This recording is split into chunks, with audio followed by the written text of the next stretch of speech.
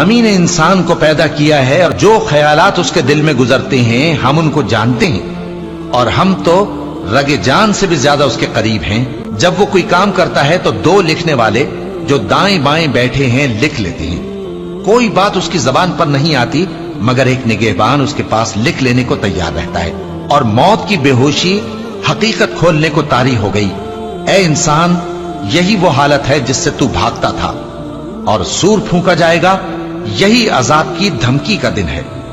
और हर शख्स हमारे सामने इस हाल में आएगा कि एक फरिश्ता उसके साथ हाँकने वाला होगा और एक उसके अमाल की गवाही देने वाला।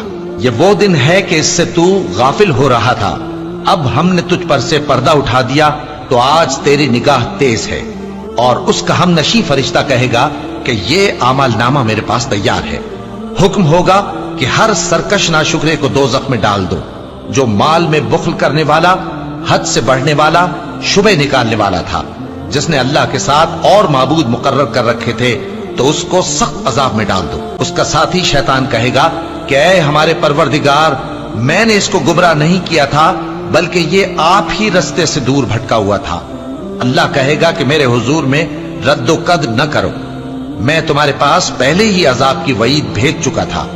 मेरे यहां बात बदला नहीं करती और मैं बंदों पर जुल्म